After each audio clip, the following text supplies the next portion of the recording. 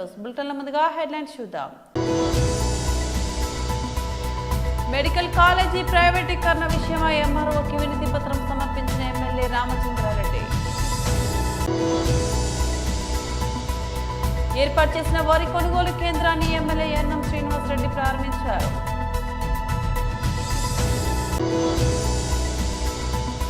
Telangana cabinet సమావేశం వాయిదా, జూబ్లీహిల్స్ ఫలితం తర్వాత భేటీ.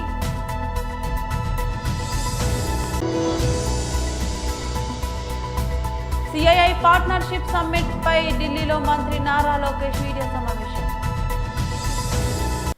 చిత్తూరు జిల్లా పొంగనూరు పట్టణ ఎమ్మెల్యే రామచంద్రారెడ్డి నేడు పొంగనూరుకి విచ్చేసి మెడికల్ కాలేజీ ప్రైవేటీకరణ విషయమై ఎంఆర్ఓకి వినతి పత్రం సమర్పించి మాట్లాడారు. ఈ కార్యక్రమంలో వైఎస్ఆర్సీపీ నాయకులు, కార్యకర్తలు పాల్గొన్నారు. ముఖ్యమంత్రిగా ఉన్నప్పుడు గవర్నమెంట్ ఆధ్వర్యంలో, ప్రభుత్వ ఆధ్వర్యంలో దాదాపు 17 మెడికల్ కాలేజీలు మంజూరయ్యాయి. 10 మెడికల్ కాలేజీలు పూర్తయ్యాయి. ఇంకా 7 మెడికల్ కాలేజీలకు మొత్తం 8,000 చిల్లర కోట్లు ఖర్చు చేయాల్సి వస్తే ఇప్పుడు దాకా 3,000 పైచీలకు వాటికి ఖర్చు పెట్టడం జరిగింది. కేవలం 5,000 కోట్లు ఖర్చు చేస్తే ఈ రాష్ట్ర ప్రభుత్వ ఖజానాకు, ఈ రాష్ట్ర ప్రభుత్వ సంపద 1,00,000 కోట్లకు ఈ మెడికల్ కాలేజీలే పెరుగుతాయి. మరి ఇలాంటి 1,00,000 కోట్ల సంపదను ప్రైవేట్ పరం చేసి పీపీపీఏ మోడ్ అంటే పబ్లిక్ ప్రైవేట్ పార్ట్నర్షిప్లో ఇది జరుగుతూ ఉంది.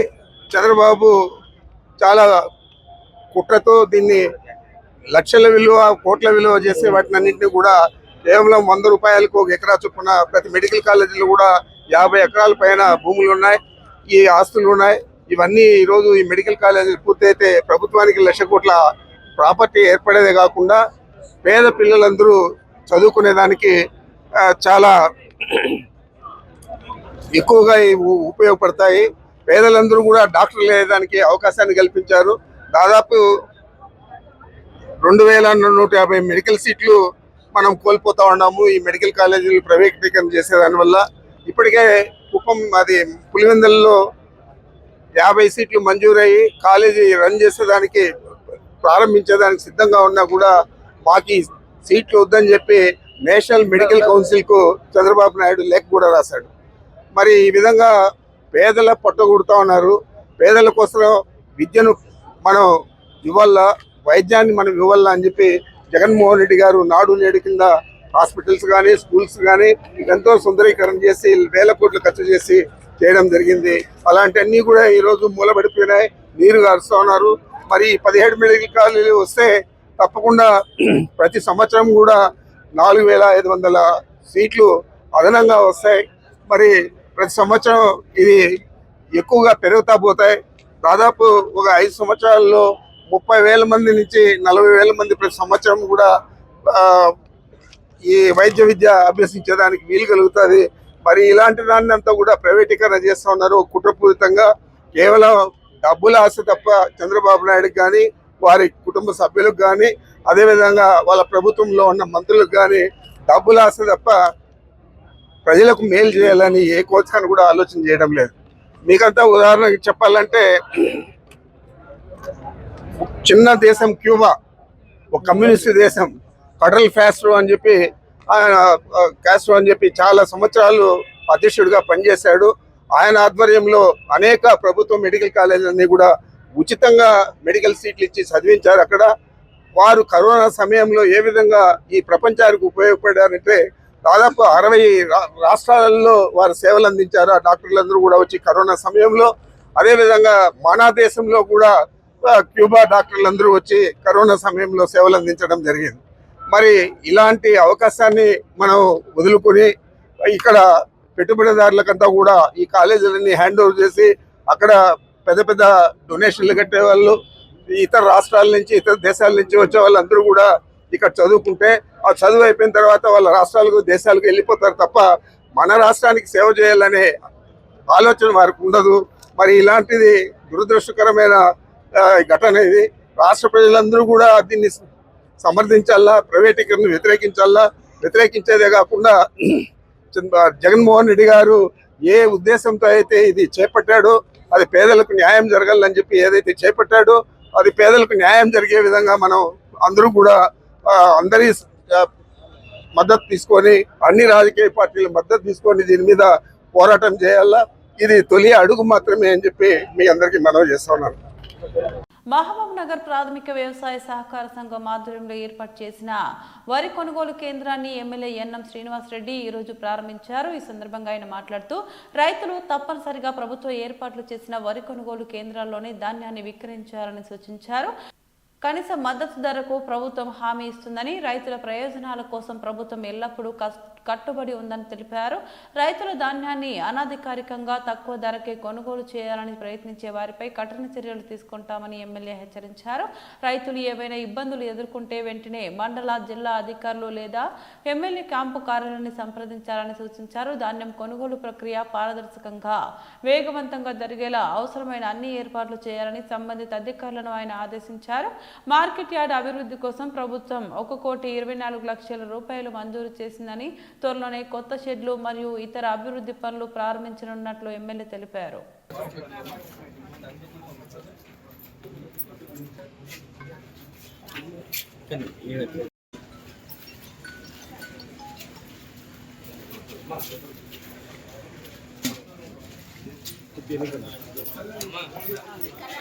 నగర్ మార్కెట్ కమిటీ స్థలంలో ఈరోజు వడ్ల కొనుగోలు కేంద్రాన్ని ప్రారంభించుకోవడం జరిగింది. మెప్మా నవభారత్ మహిళా సంఘం తరఫున ఒక కేంద్రము, అలాగే పిఎస్సిఎస్ మహబూబ్ నగర్ రూరల్ వారి ఆధ్వర్యంలో ఒక కేంద్రము ఓపెన్ చేయడం జరిగింది. గతంలో మక్కల కొనుగోలు కేంద్రాన్ని కూడా ఇక్కడ ఓపెన్ చేసుకున్నాం. నడుస్తూ ఉంది. దాని ద్వారా కూడా చుట్టుముట్టు ప్రాంతాల్లో రైతులు కూడా మక్కలను ఇక్కడ తీసుకొస్తూ ఉన్నారు. ఈ ప్రాంతంలో ఆరబెట్టుకోవడానికి కూడా స్థలం ఉంది, వసతులు ఉన్నాయి. కాబట్టి ఈ చుట్టుముట్టు గ్రామాల ప్రజలందరూ కూడా ఈడికే రావాలని చెప్పి కోరుకుంటా ఉన్నారు. అందుకే ఇక్కడ 2 కొనుగోలు కేంద్రాలను మనం ప్రారంభించుకోవడం జరిగింది. ఈ ప్రభుత్వం వచ్చిన తర్వాత వడ్ల కొనుగోలు గతం కంటే కూడా ఎక్కువ కేంద్రాలను ఓపెన్ చేసుకోవడం జరిగింది. పోయినసారి 8,000 పైచిలకు కొనుగోలు కేంద్రాలు ఓపెన్ చేసుకున్నాం. ఇప్పుడు కూడా ఎక్కడ అవసరం ఉంది, అవకాశం ఉంది అంటే అక్కడ అధికారులకు చెప్పి ఇమ్మీడియట్గా కొనుగోలు కేంద్రాలను ఏర్పాటు చేస్తూ ఉన్నాం. అది పిఎస్సిఎస్ ద్వారానా, మహిళా సంఘాల ద్వారానా, ఎక్కడ వీలైతే అక్కడ ఎవరు ముందుకు వస్తే వాళ్లకు ఆ బాధ్యతను అప్పచెప్తా ఉన్నాం. అలాగే రాబోయే రోజుల్లో కూడా 80 లక్షల మెట్రిక్ టన్నుల గింజలను కొనాలని చెప్పి నిర్ణయం తీసుకున్నాం. కేంద్ర ప్రభుత్వం అందులో కొద్దిగా సహకరిస్తూ ఉంది. మిగతాదంతా కూడా రాష్ట్ర ప్రభుత్వం ద్వారానే కొనుగోలు చేయాలని చెప్పి మా ఉత్తమ్ కుమార్ రెడ్డి గారు కూడా చెప్పడం జరిగింది. కాబట్టి రైతులు ఎక్కడ ఉన్నా ఇక్కడికి తీసుకొస్తే ఖచ్చితంగా 3-4 రోజులలో డబ్బు కూడా దాంట్లో పడుతుంది. అలాగే బోనస్ కూడా ఒకటి గతంలో అనౌన్స్ చేయడం జరిగింది. అది ఖచ్చితంగా రైతుల అకౌంట్లో పడేటట్టుగా ఏర్పాటు చేస్తూ ఉన్నాం. దానికి మనం శాంక్షన్ చేయడం ఎంత శాంక్షన్ అయింది? 1,24 lakhs శాంక్షన్ కూడా చేయడం జరిగింది. తొందరలోనే అది టెండర్లు పిలిచి ఆ కాంపౌండ్ వాళ్ళు, తర్వాత మిగతా సీసీ కెమెరాల ఏర్పాటు, తర్వాత కొన్ని షెడ్స్ కురుస్తూ ఉన్నాయి, వాటిని కూడా రిపేర్ చేయించడం, అవన్నీ కూడా అతి తొందరలోనే టేకప్ చేస్తాం. మినరల్ వాటర్ది ఇంకో కొత్త ప్లాంట్ ఒకవేళ అది బాగుంది అంటే దాన్ని రిపేర్ చేస్తాం, లేదు అంటే కొత్త ప్లాంట్ ఒకటి తొందరలోనే ఏర్పాటు చేస్తాం.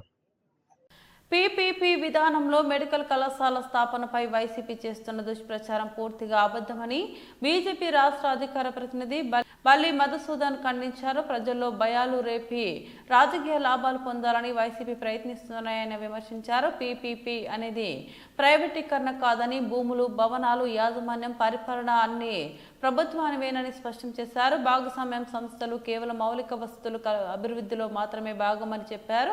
70% పడకలు ఉచితంగా ఉంటాయని, ఫీజులు పారదర్శకంగా ఏపీహెచ్సిఆర్ ఎంసీ నిర్ణయిస్తుందని, రిజర్వేషన్లు యథాతథంగా కొనసాగుతాయని వివరించారు. కొత్త కళాశాలల వల్ల ఉద్యోగాలు తగ్గవని, పెరుగుతాయని ఆయన స్పష్టం చేశారు.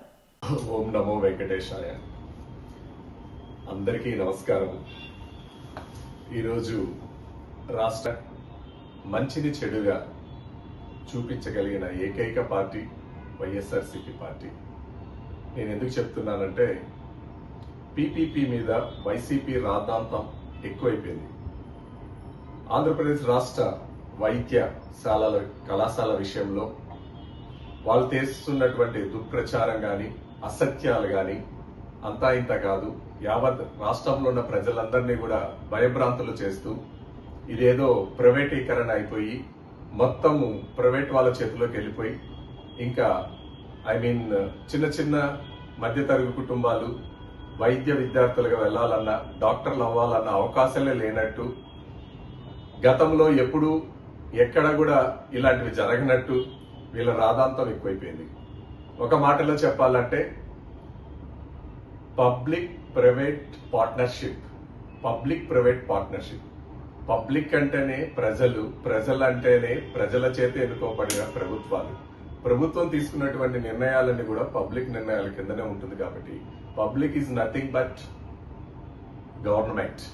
సో ప్రైవేట్ పబ్లిక్ పార్ట్నర్షిప్ లేదా పబ్లిక్ ప్రైవేట్ పార్ట్నర్షిప్. సో దీంట్లో మొట్టమొదటిది గతంలో జరిగిన ఏవైతే 17 వైద్య కళాశాలల్లో ఆ ప్రభుత్వం తీసుకున్న నిర్ణయము 2019 నుంచి 24లో 8,480 కోట్ల బడ్జెట్ రిలీజ్ చేస్తే వాళ్ళు 18% అంటే 1,550 కోట్ల రూపాయలు ఖర్చు పెట్టి 11 కళాశాలల్ని నట్టేట్న నడిరోడ్న సగంలోనే నిలిపివేయడం జరిగింది. యాక్చువల్ గా వైద్య రంగంలో రాష్ట్రంలో ఇప్పటికి కూడా ప్రభుత్వం చేతిలో ఉన్నటువంటి వైద్య కళాశాలలు, గవర్నమెంట్ మెడికల్ కాలేజెస్ అన్నింటిలో ఏవైతే నియమ నిబంధనలు ఉన్నాయో వాళ్ళు తీసుకున్నటువంటి వైద్య విద్య, వాళ్ళు తీసుకున్నటువంటి ఫీజుల విషయం, వాళ్ళు తీసుకుంటున్నటువంటి సీట్ల విషయంలో కూడా యావత్ గతంలో ఏ విధంగా అయితే ప్రతి కళాశాలకి 150 ఎంబీబీఎస్ సీట్లు, 29 పీజీ సీట్లని ఇవ్వడం జరుగుతుంది. అలాగే ఈ విద్యాశాల అన్ని కూడా ఎన్టీఆర్ యూనివర్సిటీ కిందనే నడపబడుతుంది. అలాగే వీటిని ఈ ఫీజు అంతా కూడా Andhra Pradesh hire educational రిటరీ commissioner office కిందనే దీన్ని నియమించబడుతుంది. అదేవిధంగా ఇప్పుడు కూడా ఎలాంటి మార్పులు లేవు దాంట్లో. గతంలో ఏ విధంగా ఉందో అదే విధంగా ఆ వైద్యం గాని ఫీజులు గాని గవర్నమెంట్ కి దగ్గర 50% కోటా ఉంటుంది, రిమైనింగ్ దే వైద్య కళాశాలకి చెందుతుంది.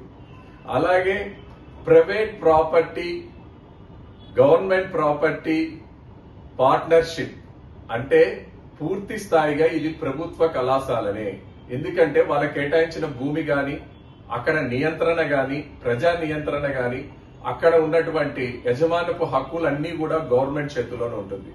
ప్రైవేట్ వాళ్ళు కేవలము వాళ్ళు ఆ ఒక నిర్మాణ బాధ్యతలు చేపట్టడం, అక్కడ ఉన్నటువంటి పరికరాలను పెట్టడము, అలాగే నైపుణ్యమైన వైద్యం అందించేదానికి మాత్రమే వాళ్ళు సహకరిస్తారు.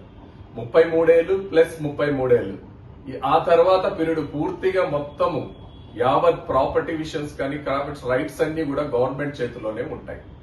రెండో విషయము, అసలు ఈ పద్ధతి ఏంటి పీపీపీ? ఇది కొత్తగా ఇప్పుడు ఏమైనా ఎన్డీఏ కూటమి ప్రవేశపెట్టిందా?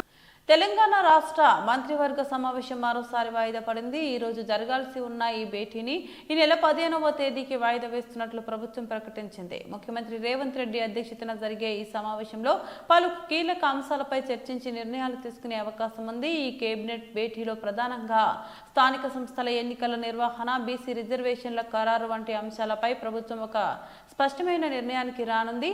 ఈ సమావేశానికి మంత్రులతో పాటు సంబంధిత శాఖలో ఉన్నతాధికారులు కూడా హాజరు కానున్నారు. వాస్తవానికి ఈ కేబినెట్ సమావేశం తొలుత నవంబర్ 7వ తేదీన జరగాల్సి ఉండగా దానిని 12వ తేదీకి మార్చారు. ఇప్పుడు తాజాగా మరోసారి వాయిదా వేసి 15వ తేదీకి నిర్వహించాలని నిర్ణయించారు. జూబ్లీహిల్స్ ఉప ఎన్నిక ఫలితం వెలువడిన మరుసటి రోజే మంత్రివర్గ సమావేశం ఏర్పాటు చేయాలని కాంగ్రెస్ ప్రభుత్వం భావించినట్టు తెలుస్తుంది. ఈ నేపథ్యంలోనే భేటీ తేదీని మార్చినట్లు సమాచారం. సిఐఐ పార్ట్నర్షిప్ సమ్మిట్ పై ఢిల్లీలో మంత్రి నారా లోకేష్ మీడియా సమావేశం నిర్వహించారు. Good evening, everyone. Thank you for coming to this press meet. It is our formal invitation to visit us in Visakhapatnam to our partnership summit that is being held on 14th and 15th of this month. As already introduced, I had embarked on a Padayatra, 3,132 kilometers, which covered the length and breadth of my state. There are many experiences in my Padayatra that have shaped who I am today, and one of it was a woman called Mohana. And this was one woman who was making bhajis on the side of the road. This was one of the earlier constituencies, during my Padayatra, one of the very first constituencies that I walked. And in there when I met her and I sat next to her and I asked her what she expects from the new government, she said for the last 30 years she's been sitting there making bondas, selling it, and she has 2 kids who she educated very well. She lost her husband to alcohol, and she said that just give them jobs, find them jobs. And this is something that echoed across the youth of Andhra Pradesh. I did various programs like Hello Lokesh and so on and so forth, where their only request was that to create opportunities to work. So, as part of the manifesto committee, we made 6 promises, and the first promise was to create 20 lakh jobs in the 5 years of the NDA government. So it's the Super 6 promise. The first promise is that. So for us, it's not just a target; it is a pledge to the youth of Andhra Pradesh. And this is perhaps one of the biggest employment mission that has ever been undertaken by a state in India. So every single policy that we have created is with a clear focus to create jobs. And that was the single driving agenda with which our policies have been created. So if you look at it in the last 16 months, we've had firm commitments of $120 billion worth of investments. So these are not MOUs that we have signed and forgotten. In fact, quite a few of them we haven't even signed an MOU. So one great example of it is ArcelorMittal. They're going to build India's largest steel plant in already a steel city called Visakhapatnam. South of Visakhapatnam, they're building a steel plant, and we have no MOU with ArcelorMittal. And it got concluded. The entire understanding with Aditya Mittal and I got concluded over a Zoom call. And the second example of it is, of course, Google, which is India's largest FDI investment ever. And that's again coming to Visakhapatnam, our data city. So that's a testimony. చిలకలూరిపేటలో YSRCP ఆధ్వర్యంలో భారీ నిరసన ర్యాలీలో పాల్గొన్న మాజీ మంత్రి విడతల రజని చిలకలూరిపేట పట్టణంలోని అడ్డ రోడ్డు సెంటర్ నుంచి తహసీల్దార్ కార్యాలయం వరకు కొనసాగిన ర్యాలీ చిలకలూరిపేట నియోజకవర్గం పరిధిలో అన్ని ప్రాంతాల నుంచి తరలి వచ్చిన వైఎస్ఆర్సీపీ శ్రేణులు రాష్ట్రంలో మెడికల్ కళాశాలను ప్రైవేటీకరణ చేస్తూ కూటమి ప్రభుత్వం నిర్ణయం తీసుకోవడంతో వైఎస్ఆర్సీపీ రాష్ట్ర వ్యాప్తంగా ఈ నిరసన ర్యాలీలు నిర్వహించారు.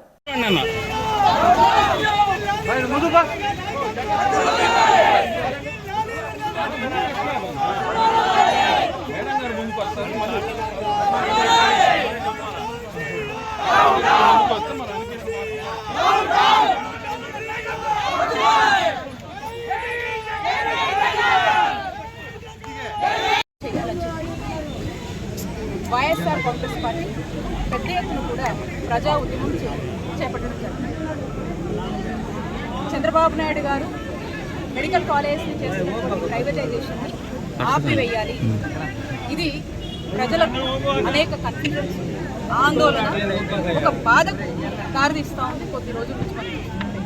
మరి దీన్ని ఆపివేయాలని చెప్పి అనేక ప్లాట్ఫామ్స్లో అనేక మంది అనేక చోట్ల అనేక సార్లు చెప్తున్నా కూడా ఈ ప్రభుత్వానికి వినపడటం లేదు. మరి ప్రజల వాయిస్ ఆఫ్ ద వాయిస్లెస్గా ఈరోజు వైఎస్ఆర్ కాంగ్రెస్ పార్టీ ఉంది. మా నాయకుడు జగన్మోహన్ రెడ్డి గారి పిలుపు మేరకు రాష్ట్ర ఈ ప్రజా ఉద్యమం చేపట్టి అందులో చిలకలూరిపేట నియోజకవర్గంలో ఈ ప్రజా ఉద్యమంలో భాగంగా ఒక రిప్రజెంటేషన్ తీసుకొచ్చి ఇక్కడ ఇందులో మేము ప్రధానంగా కోరుతున్నటువంటి రాసినటువంటి డిమాండ్ ఒకటే, మెడికల్ కాలేజ్ ప్రైవేటీకరణని ఇమీడియట్ గా కూడా స్టాప్ చేయాలి. ఇమీడియట్ గా ఈ ఆలోచనని వెనక్కి తీసుకోవాలి, ప్రజలకు మేలు చేయాలని చెప్పి వైఎస్ఆర్ కాంగ్రెస్ పార్టీ ప్రజల పక్షాన బలంగా కూడా ఈ నిరసన కార్యక్రమం ద్వారా తెలియజేస్తుంది. ఒక గొప్ప ఆలోచనతో ఆరోగ్య ఆంధ్రప్రదేశ్ దిశగా ఈ రాష్ట్రంలో 17 గవర్నమెంట్ మెడికల్ కాలేజ్ ఉండాలని చెప్పేసి మా నాయకుడు జగన్మోహన్ రెడ్డి గారు 8,500 కోట్లు సుమారు ఖర్చు చేస్తూ మరి ఒక ఆలోచనకి శ్రీకారం చుట్టి అడుగులు వేయడం జరిగింది. దీంట్లో భాగంగా 5 కాలేజీలు మేము ప్రారంభించాము. ఇంకో 2 అందుబాటులోకి తీసుకొచ్చాము. అందులో మీకు తెలుసు పులివెందుల మీద మరి చంద్రబాబు నాయుడు గారికి కూటమి ప్రభుత్వానికి ఒక కక్ష ఉంది. వద్దు వచ్చిన సీట్లు మాకు వద్దని చెప్పి ఎన్ఎంసీకి లేఖ రాసినటువంటి విషయం మీ అందరికీ కూడా తెలిసినటువంటిదే.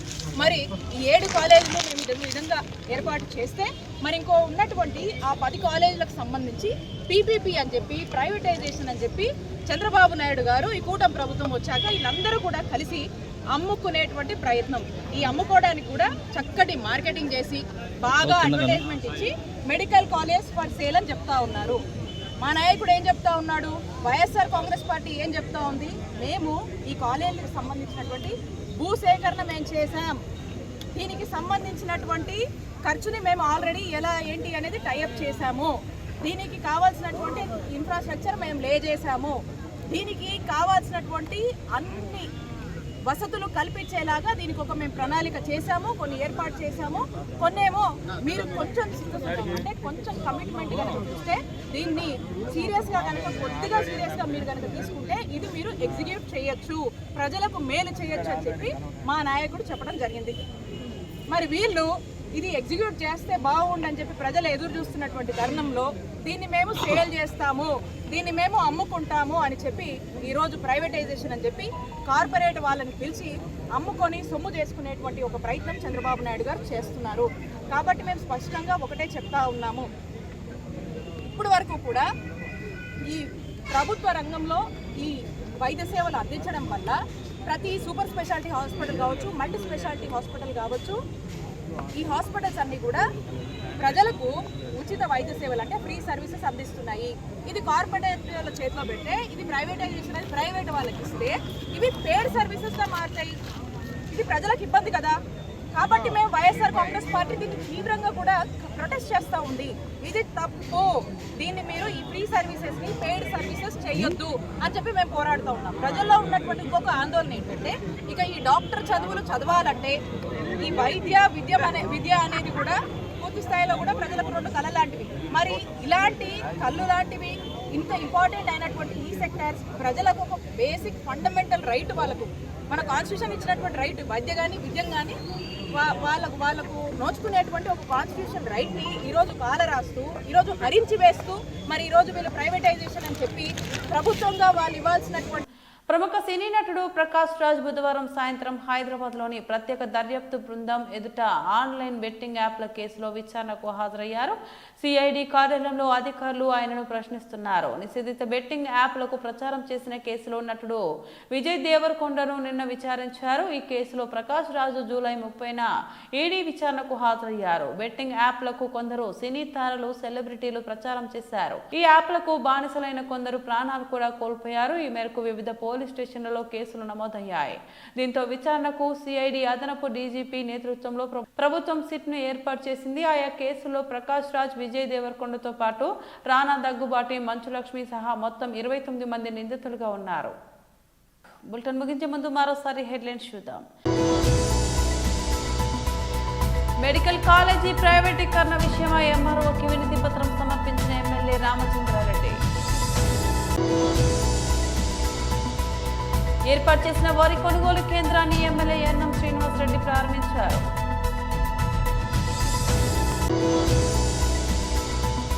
తెలంగాణ కేబినెట్ సమావేశం వాయిదా, జూబ్లీహిల్స్ ఫలితం తర్వాత భేటీ.